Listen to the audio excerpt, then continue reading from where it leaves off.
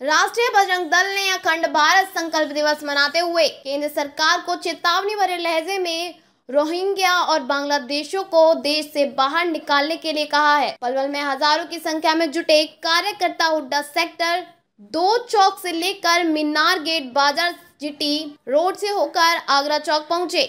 बड़ी संख्या में कार्यकर्ता मोटरसाइकिलों पर सवार होकर भारत मां की जय और वंदे मातरम आदि बोल रहे थे। वहीं सैकड़ों की संख्या में पैदल कार्यकर्ता हाथों में भगवा रंग की ध्वज पताकाएं लिए हुए जय श्री राम के नारे लगा रहे थे। राष्ट्रीय बजरंग दल के प्रदेश अध्यक्ष मनीष भारद्वाज ने केंद्र सरकार से तमाम बांग्लादेशी नागरिकों को बाहर निकालने की अपील की और चेतावनी देते हुए कहा कि यदि केंद्र सरकार है रोहिंग्या को बाहर करने में सक्षम नहीं है तो देश के हिंदू देश भर में रह रहे करोड़ों बांग्लादेशियों को चुन चुन कर देश की सीमा से बाहर करने का काम करेंगे, फिर चाहे देश में गृह युद्ध क्यों ना हो। उन्होंने कहा इस समय देश का हिंदू विभाजनकारी शक्तियों से निपटने में पूरी तरह सक्षम है।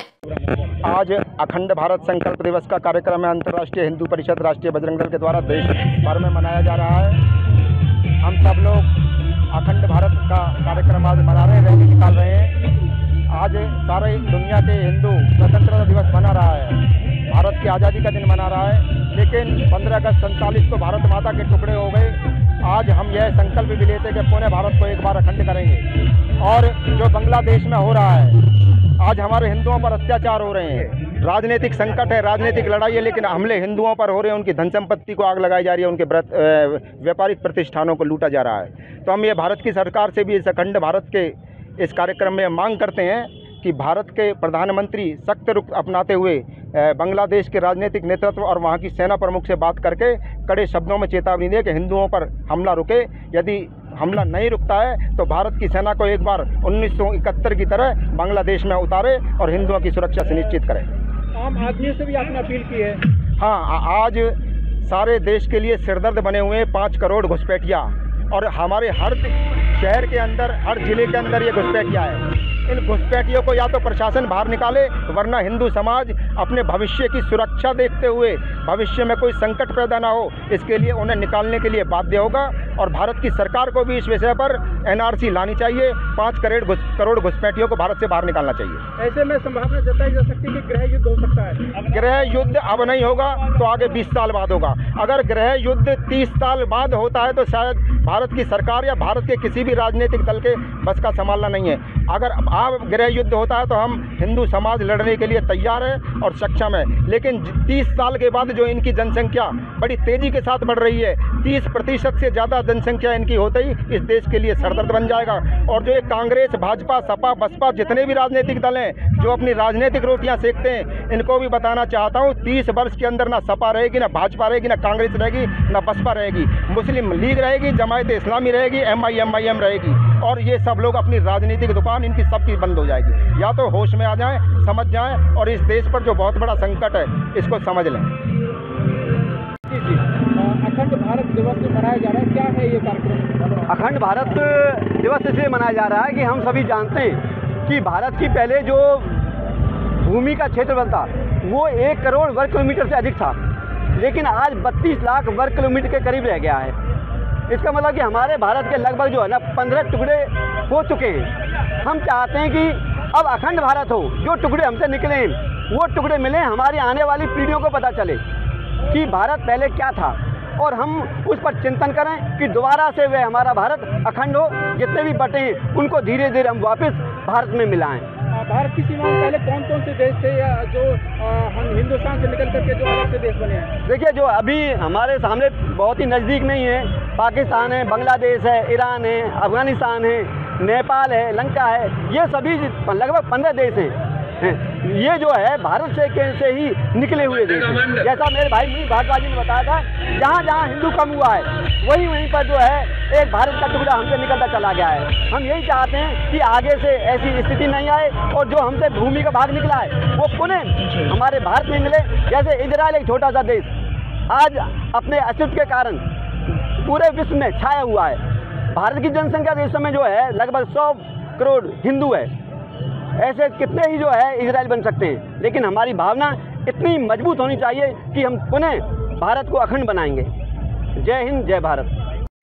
गुजरात के अंदर किशन भरवाड़ के गला काटा जाता है, राजस्थान में कन्हैया लाल का गला काटा जाता है, महाराष्ट्र में उमेश कोले की हत्या की जाती है और उत्तर प्रदेश के अंदर कमलेश तिवारी का गला काटा जाता है, उसकी हत्या की जाती है चाकू मारकर।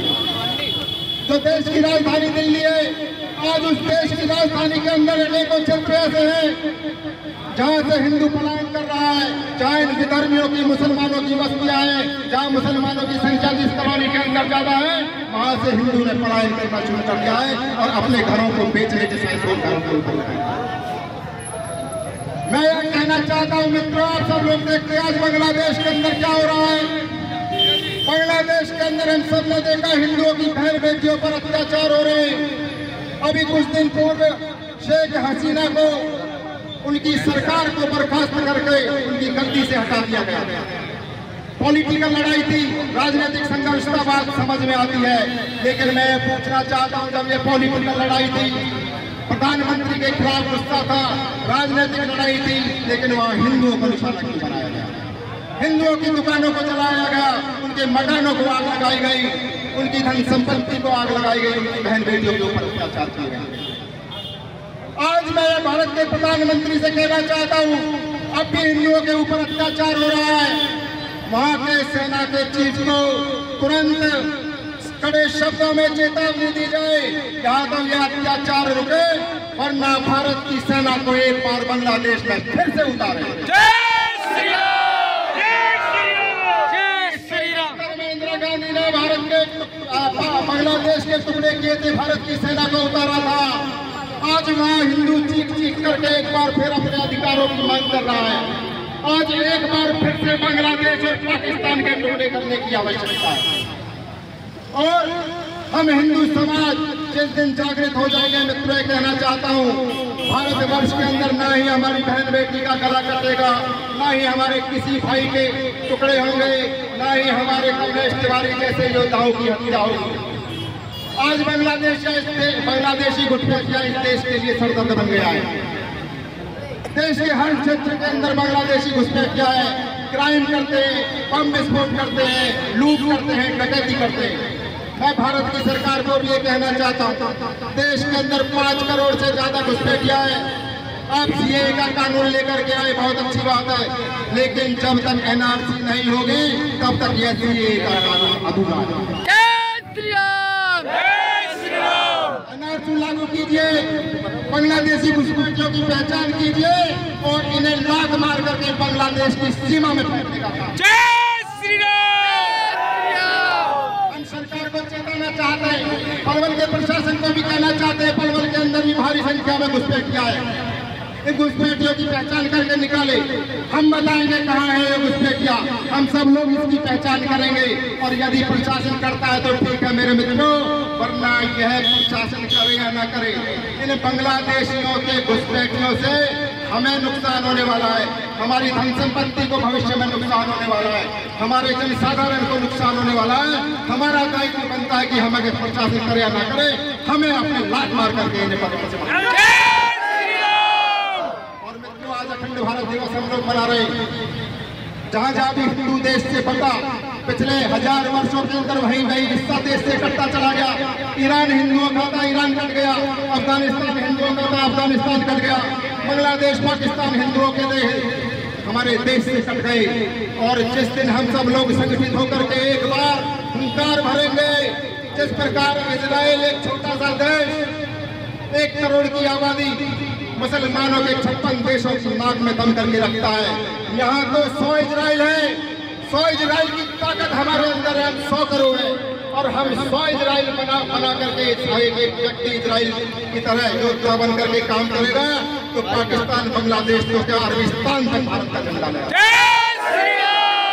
सभी हम सब लोग अनुशासन के साथ चलेंगे।